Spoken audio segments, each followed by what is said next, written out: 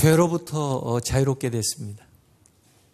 그리고 우리는 사망으로부터 자유롭게 됐습니다.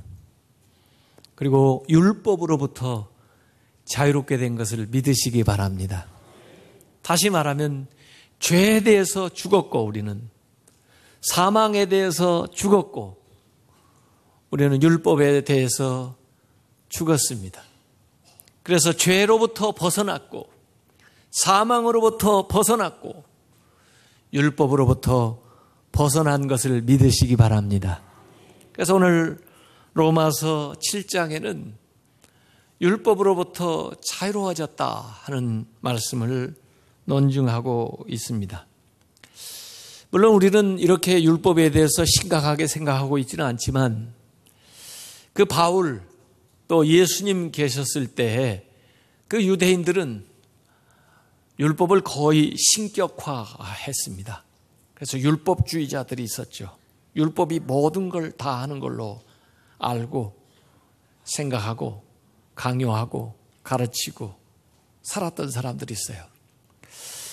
그러나 예수님도 바울도 율법주의자가 돼서는 안 된다 이렇게 말씀하는 거고 또 반면에 그 율법을 그러면 폐하는가 무율법주의 율법 폐기론자인가 무조건 율법은 잘못된 건가 그런 입장도 아니고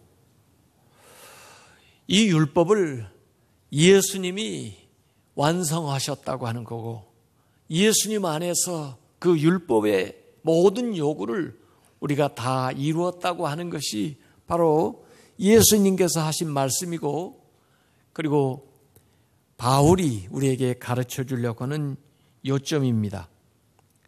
그래서 율법의 한계를 알고 또 우리가 율법을 다 지킬 수 없다고 하는 것도 알지만은 또 그 율법이 하나님께로부터 주어진 하나님의 뜻을 계시하고 있다고 하는 것도 인정하지만은 율법주의도 아니고 율법 폐기론자들도 아니고 그리스도 안에서 성령을 통해서 우리가 그 율법을 이룬다고 하는 그 말씀을 여기 우리에게 얘기를 하고 있습니다. 우선 더 이상 이 율법이 우리를 지배하지 않는다는 거예요. 왜냐하면 예수 그리스도의 그 십자가의 죽음을 통해서 우리가 율법에서 벗어났다라고 하는 거예요. 앞으로 우리는 율법을 섬기는 것이 아니라 성령의 능력 안에서 그리스도 예수를 섬기는 삶을 산다는 것입니다. 그래서 그 당시의 사람들 법, 율법 얘기하는 사람들에게 로마서 7장 1절에 바울은 이렇게 얘기합니다. 형제들아 내가 법 아는 자들 법 주장하는 자들에게 말하노니 너희는 그 법이라고 하는 것이 율법이 사람이 살아있을 동안만 그를 주관하는 줄 알지 못하느냐라고 반문하고 있습니다. 법이라고 하는 것이 사람이 살아있을 때만 유효한 것이다 라고 하는 얘기예요. 존 F. 케네디가 리 하비 오스왈드에 의해서 암살을 당했습니다. 그때 현장 검증을 하기 위해서 그 다음날 데리고 나갔을 때 이 잭 루비라고 하는 사람에 의해서 또 이 오스왈드가 사살이 됐어요. 그래서 존 F. 케네디를 암살했던 오스왈드가 죽은 겁니다. 그러고 나니까 이 사건이 미궁에 빠져버린 거예요. 죽은 사람을 어떻게 다시 판결해가지고 다시 사형을 언도할 수 있습니까? 이미 죽어버렸는데. 법에서 벗어난 거죠. 죽음으로써. 노무현 전 대통령이 뇌물수수 혐의로 조사를 받았었습니다. 그런데 그 조사 와중에 그분이 자살을 하셨어요. 그러니까 그 수사를 종결을 했습니다. 그래서 공소권 없다 그래가지고 수사를 종결지어서 거기에 대한 시시비비를 더 이상 논하지 않고 덮고 지나간 거죠. 그 당사자가 죽게 되면은 그 법이 효력을 다 해버린 겁니다. 법의 최대 권한은 뭡니까? 그를 사형 판결 내리는 겁니다. 그런데 이미 죽어버리면은 그 법에서 벗어나 버린 거예요. 법은 그 아래로 관할할 수 있는 거예요. 최고의 벌이 사형이고 무기, 징역이든지 10년이든지 5년이든지 살아있는 사람에 대해서 법이 주관하는 거지. 사망은 이미 인간 간에 맺은 모든 계약이나 법의 의무에서부터 벗어나 버리는 겁니다. 결혼 주례할 때도 그렇게 얘기합니다. 죽음이 갈라놓을 때까지, 죽을 때까지 이 모든 것들을 지키겠느냐 해서 언약을 맺는 거예요. 죽음 이후에까지 가지를 못해요. 예수 그리스도의 대속적인 죽음으로 말미암아 우리가 그리스도와 연합해서 그 십자가의 죽음으로 말미암아 이 율법으로부터 벗어났다는 것입니다. 자유롭게 됐다는 거예요. 그것이 바울이 먼저 여기 해명하고 있는 바입니다. 이걸 더 자세하게 설명하기 위해서 결혼의 비유를 들어가지고 여기 2절, 4절에 설명을 하고 있어요. 어떤 여자가 정말 완벽해 보이는 남자하고 결혼을 했어요. 그래 결혼하고 보니까 매사가 분명하고 또 규칙적이고 확실한 건 사실인데 그렇게 살다 보니까 너무나 숨이 막힐 것 같아요. 이 사람은 뭐 부부 생활뿐만 아니라 자녀에 대한 것뿐만 아니라 모든 생활의 규칙을 다 만들어 놓고 그 규칙에 어긋나면 책망하고 나무라고 그 다음에 혼내고 그러는 바람에 늘 그 답답하고 두렵고 또 지적을 당할까봐 또 책망을 받을까봐 또 벌칙을 받을까봐 그렇게 가정생활하는 것이 즐겁지가 않아요. 또 계속해서 지적을 받다 보니까 스스로 생각하기를 나는 모질한 사람인가 봐. 열등감에 빠지게 되고 무능력에 빠지게 되고 또 수치심에 사로잡히고 또 해보려고 했는데 번번이 안 되니까 절망감에 사로잡히고 점점 자신감이 없어지면서 항상 죄책감에서 벗어나지를 못하는 거예요. 그래서 그와 결혼 생활하는 게 하나도 행복하지가 않아요. 우울해요. 답답해요. 힘들어요. 그런데 그 남편이 죽었습니다. 섭섭하기도 하겠지만은 어떻게 될까요? 시원해요? 그걸 드러내놓고 이 얘기를 하면 안 돼요. 혹시 그런 결혼관계에 그런 생활을 하는 사람이 없기를 바라는데 이 해방감이 든 거예요. 이제 벗어났구나 이 남자한테. 자유롭게 된 거예요. 만약에 그런 남편이 있는데도 불구하고 외도를 하거나 다른 남자를 만나면 이건 법률적으로 간음이나 부끄러운 오명을 뒤집어 쓰게 될 겁니다. 그런데 그 남자가 죽었기 때문에 합법적으로 다른 사람을 만날 수도 있고 또 마음에 들면 결혼할 수도 있는 거예요. 그래서 재혼을 했는데 이번에 만난 남자는 전번 남자하고는 전혀 달라요. 이해도 잘 해주고 또 지난 상처들도 잘 감싸주고 배려해주고 은혜를 베풀고 용서해주고 하는데 이런 가정생활이 있나? 이런 행복을 누려도 되나? 그러면서 그 남자와 행복한 가정생활을 했다는 겁니다.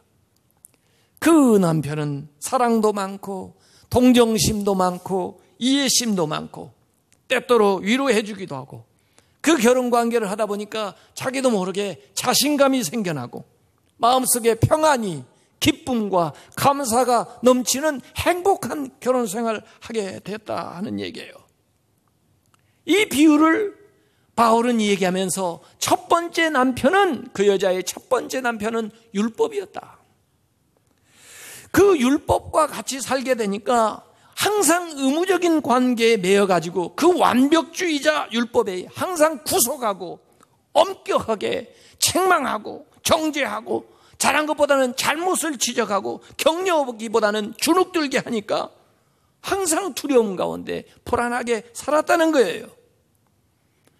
그런데 결국 그 율법에서 벗어나서 두 번째 남편인 예수 그리스도를 만나게 되니까 은혜의 관계가 형성이 돼서 사랑받게 되고 또 용서받게 되고 격려받게 되고 마음의 평안을 누리게 되고 심지어 나를 위해서 그가 희생을 해주기 때문에 처음에 결혼했을 것과는 전혀 다른 감정과 삶을 누리게 됐다는 거예요. 친밀감과 안정감과 행복과 사랑, 그러면서 자기 안에 있는 능력들이 다 드러나는 이런 행복한 삶을 살게 되었다라고 하는 이야기를 여기 바울이 하고 있는 거예요. 사실 성경에도 이런 관계가 있습니다. 룻이라는 여인이 있었어요. 룻, 모압 여자였는데 이 룻은 유대에서 온 남자하고 결혼을 했었어요. 기럐이라고 하는 사람이에요. 이 기럐은 나오미의 둘째 아들이죠. 결혼해서 사는데 경제적으로도 어렵고 그리고 시아버지 돌아가시고 그 다음에 남편의 형님도 돌아가시고 또 결국에는 남편까지 죽으면서 경제적으로도 어렵고 슬프고 연이어 장년을 지누는 불행한 삶을 살았던 여인이 룻이에요. 그런데 이 룻이 나오미를 따라서 베들레헴에 돌아오게 됐는데 거기에서 어찌 하다가 누구를 만났어요? 보아스를 보았어요. 그래가지고 재혼을 하게 되잖아요. 재혼도 잘하면 좋은 거예요. 성경은 뭐 재혼하는 걸 그렇게 정죄하지 않아요. 예? 이미 첫 남편은 돌아가셨으니까 합법적으로 재혼할 수가 있는 거예요. 그런데 이 보아스는 전혀 다른 사람이에요. 아량이 많은 사람이에요. 예? 은혜를 베푸는 사람이에요. 어려운 사람을 돌보는 사람이에요. 포용해 주는 사람이에요. 배려해 주는 사람이에요. 사실 이 보아스보다도 더 먼저 이 고엘, 기업 물을 권한이 있었던 사람이 있었는데 그건 구속을 해준다는 거예요. 그 어려움을 값을 지불하고 대신 감당해 주는 것이 그 고엘인데 그 사람이 의무를 이행하지 않겠다고 하니까 합법적으로 보아스가 그 고엘, 그 의무를 이행하는 거예요. 그래서 그 룻기에는 헤세드, 하나님의 사랑이, 긍휼이 거기에 드러나요. 그래서 처음 결혼은 실패했으나 다시 결혼해서 만난 그 보아스를 통해서 그 가문이 새로워지는데 오벳이라는 사람이 태어나고 거기에서 이새라고 하는 사람이 태어나고 그 이새에게서 다윗이 태어나는 이야기가 나오고 결국 다윗의 후손을 통해서 메시아 그리스도가 오게 되는 그 관계가 그게 나옵니다. 마치 바울이 비유한 것 같죠. 첫 번째 남편 율법과의 불행한 결혼 생활에서 헤어나서 이제는 그리스도와 결혼한 관계 속에서 거룩하고 아름다운 열매를 맺게 된다는 거예요. 이런 결혼 관계가 또 성경에 한 번 더 나옵니다. 그게 아비가일이에요. 아비가일은 남편이 누구였죠? 나발입니다. 나발은 이름 뜻 그대로 어리석은 자예요. 완고한 사람이에요. 인색한 사람이에요. 자존심이 강한 사람이에요. 싸우기를 좋아하는 사람이에요. 또 다윗 같은 사람도 몰라보는 사람이에요.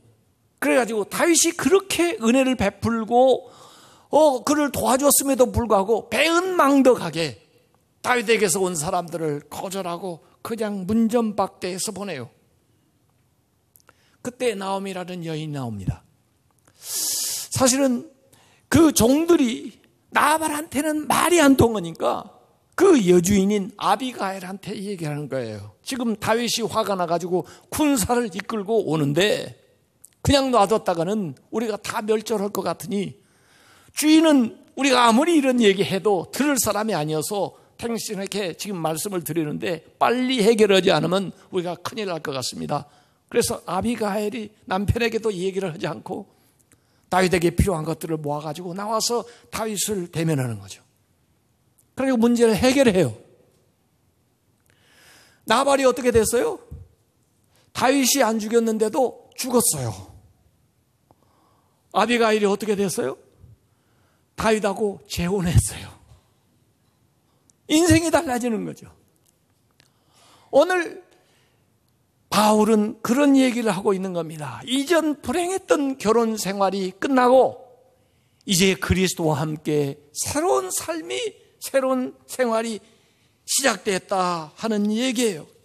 그래서 우리가 이전에는 율법에 매여서 율법에서 벗어날 수 없어서 그렇게 살았지만은 이제 예수 그리스도를 통해서 율법으로부터 우리가 벗어나서 그리스도의 신부가 되어서 새로운 신분의 새로운 삶을 살게 되었다는 거예요. 율법이 나쁜 것은 아니지만은 율법에 의해서 살다 보니까 항상 삶이 답답하고 율법은 항상 정죄하고 또 율법은 때로는 우리를 위선자로 만들고 또 가식하게 만들고 또 죄를 증가시켜가지고 그 다음에 결국에는 심판에 이르게 하는 그런 일들이 있었어요. 예수님께서 율법 아래 살아가는 우리를 속량하기 위하여 십자가에 못 박혀 돌아가셨어요. 율법이 여전히 지금까지도 살아있기 때문에 내가 그리스도와 연합하여 십자가에서 죽어야만 율법에서부터 벗어난다는 것입니다. 그것이 십자가와 부활이에요. 여러분, 결혼을 하면은 그 부부관계 속에서 무엇이 따라옵니까? 가장 가시적인 열매가 무엇입니까? 자녀예요, 자녀.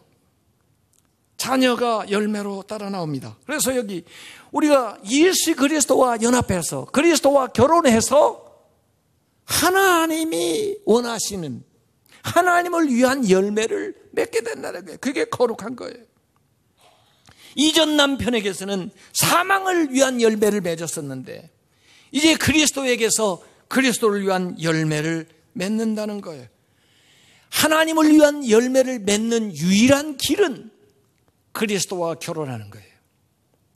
제가 이번에 결혼식을 하면서요, 미국에서 미국식대로 결혼하는 걸 한번 가만히 지켜봤어요. 그랬더니 이 성경의 모든 이야기가 거기에 그대로 고스란히 담겨 있어요. 에덴 동산에서 야외 결혼을 최초로 했잖아요. 아담 있고 하나님이 이브를 데리고 이렇게 와서 아담하고 만나게 해가지고 결혼을 하잖아요. 그게 언약, 하나님의 언약 안에서. 그래서 가운데 사람들을 이제 앉혀놓고 가운데다가 이 언약 카페트를 딱 해서 하얀 거기에 나오는데 보니까 아이들이 먼저 나오더라고요. 그 시간을 인터벌을 두고 애들부터 보내요. 애들이 피켓을 들고 꽃을 뿌리면서 나오는데 뭐라고 오냐면 신랑이 온다 그러고 오더라고요. 신랑이 옵니다 하고 예고하면서 애들이 오는 거예요. 그리고 진짜 신랑이 오나 봤더니 신랑이 오는 게 아니고 둘러리들이 오는 거예요. 신랑 둘러리들도 멋있게 턱시도를 입고 똑똑 나오는데 저게 신랑인가 싶을 정도예요. 잘생겼어요. 이 신랑 친구들이 둘러리가 먼저 나와요. 그러지만 아직 신랑이 아니에요. 와서 옆에 자리에 서는 거예요. 가운데 자리에 서지 않고. 그러다가 보니까 진짜 신랑이 나오는 거예요. 이제 신랑이 나와서 가운데 딱 서요. 그러고 기다리는데 이제 신부 아버지가 신부를 데리고 나오는 거예요.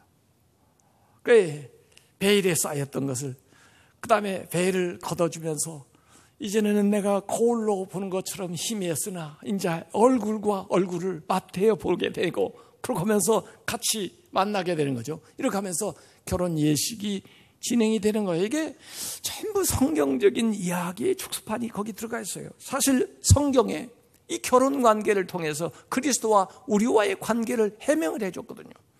에베소서 5장 25절에서 27절까지 보면 바울은 이렇게 얘기했습니다. 남편들아, 아내의 사랑하기를 그리스도께서 교회를 사랑하시고, 그러니까 그리스도가 남편이고 교회가 아내죠. 그리스도께서 교회를 사랑하시고 그 교회를 위하여 자신을 희생적으로 주신 것 같이 하라.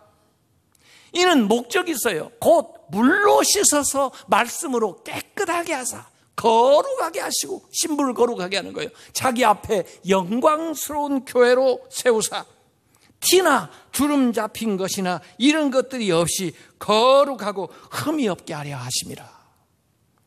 바울은 지금 로마서 7장 8장에서 성도들의 거룩한 삶, 성화에 대해서 얘기하려고 합니다. 우리가 거룩하게 되는 성화의 길은 그리스도와 연합하는 길밖에 없어요. 율법으로 거룩해지지 않습니다. 오히려 율법은 거룩하게 되는데 방해가 될 수 있어요. 율법으로 우리가 의로워지지 않고 그리스도의 은혜로 의로워진 거, 칭의라고 하는 그런 것을 받은 것처럼 우리가 성화되는 것도 율법으로 성화되지 않고 오직 그리스도로 성령을 통해서 거룩하게 되는 걸 믿으시기 바랍니다. 이 거룩함은요, 결혼의 열매예요. 그리스도와 우리가 연합한 열매로 거룩함이 나오는 겁니다. 그런 열매, 후손들처럼 흠없고 티없고 영광스러운 거룩함이 그리스도와 연합한 삶을 통해서 맺는 열매가 되는 거죠. 그래서 이 바울은 마지막으로 영의 새로운 것으로 섬겨라라고 얘기하고 있어요. 우리는 옛날 시대에는 율법에 속해 있었고 옛사람이었지만은 이제는 새 시대, 새 사람이 되었으니 새 술은 새 부대에 받는 것처럼 새 삶을 살아야 되는. 로마서 7장 5절에 보니까 우리가 육신에 있을 때는, 과거에는, 옛사람일 때는 율법으로 말미암는 죄 정욕이, 죄 욕심이 내 안에 있어서 우리 체중에 역사하여 우리로 사망을 위하여 열매를 맺게 돼. 사망 열매를 맺게 했는데 율법은, 그러나 7장 6절에 보면은 이제는 우리가 얽매였던 것에서, 얽매였던 율법에 대하여 죽었으므로 율법에서 벗어났으니 이러므로 우리가 성령의 새로운 것으로 섬길 것이요 율법 조문에 묵은 것으로 아니할지니라. 율법 조문은 돌에다 새겼든지 책에다가 글을 썼든지 하는 것인데, 외면에 있는 것인데, 성령은 우리 내면의 마음속에 부어진 바가 돼서 살아서 오늘도 역사하면서 우리를 이끄시는 거예요. 성령을 따라 살아야 되는 거예요. 이제는 과거에는 율법을 따라 살았다면은, 그래서 사망으로 가는 길에 접어들었었다면은, 사망의 열매들을 맺었다면은, 이제는 성령의 인도하심을 따라 살아가면서 하나님이 원하시는 열매를 맺게 되는 것을 믿으시길 바랍니다. 그래서 갈라디아서 5장 16절에 보면 너희는 성령을 따라 행하라. 그리하면 육체의 욕심을 이루지 아니하리라 그랬습니다. 육체의 열매, 육체의 소욕을 따라 살면 어떻게 되느냐? 육체의 열매가 갈라디아서 5장 19절에서 21절까지 나와요. 음행, 더러운 것, 호색, 우상숭배, 주술, 원수 맺는 것, 분쟁, 시기, 분냄, 당짓는 것, 분열, 이단, 투기, 술 취함, 방탕함, 이런 것으로는 하나님의 나라의 유업을 받을 수 없는 사망의 열매를 맺게 되었다는 거예요. 그러나 성령이 우리를 이끄시게 되니까 성령의 열매를 맺게 되는데, 갈라디아서 5장 23절, 22절에 보면은 오직 성령의 열매는 사랑과 희락과 화평, 하나님과의 새로운 관계성 속에서 맺는 열매예요. 오래 참음과 자비와 양성, 자기 자신이 변화돼서 내면에 맺는 열매예요. 충성과 온유, 절제, 다른 사람과의 관계성 속에서 맺는 열매예요. 이같은 것을 금지할 법이 없느니라. 어떤 율법으로도 할 수 없는 이것을 성령께서 우리 안에서 행하는 것을 믿으시길 바랍니다. 과거의 율법이 이제 성령에게 새 길을 내주고 물러가는 거예요. 율법도 아니고 성령도 아니면 길을 잃어버리는 거예요. 율법은 돌에다 새겨졌지만 성령은 우리의 심령 가운데 새겨서 오늘도 살아계신 말씀으로 우리를 이끌어가는 걸 믿으시기를 바랍니다. 율법은 하나님의 뜻을 가르쳐주지만 하나님의 뜻을 행할 수 있는 힘을 줄 수가 없어요. 그러나 성령은 우리 가운데 하나님의 뜻을 가르쳐 주시고 하나님 뜻에 감동하시고 그 하나님 뜻대로 살아갈 수 있는 힘과 능력을 주는 걸 믿으시길 바랍니다. 그렇기 때문에 율법의 동기나 율법의 욕구나 율법의 결과하고 성령의 동기나 성령의 과정과 성령의 열매는 완전히 다른 것입니다. 육신에 속할 때는 죄, 율법, 정죄, 사망에 이르렀지만 성령 안에서 의에 이르고 거룩함과 은혜와 영생에 이르게 된 것을 믿으시길 바랍니다. 과거의 율법은 이렇게 행하라 그러면 살겠다 이 얘기했지만은 복음은 너희는 다시 살았으니 이제 성령의 인도하심을 따라 살라고 이 얘기하고 있는 겁니다. 성령의 새 법 안에서 우리가 섬김의 삶을 살아야 되는데 두려워서가 아니라 감사해서 자원해서 하나님 앞에 영광을 돌리는 삶을 살아가게 된 걸 믿으시기를 바랍니다. 이제 우리는 법에 있지 아니하고 은혜 안에 있어요. 사랑의 법이 우리를 인도하고 계세요. 그래서 과거에 율법 안에서 답답하고 늘 책망받고 정죄당하고 믿음 생활을 하면서도 두려운 믿음 생활을 했다면 이제 그리스도의 십자가의 은혜로 율법에서 자유롭게 돼서 우리가 어려워졌을 뿐만 아니라 앞으로 그리스도와 연합해서 거룩함에 이르는 아름다운 열매, 성령의 열매들을 풍성하게 맺는 복된 성도들이 다 되시기를 주님의 이름으로 축원합니다.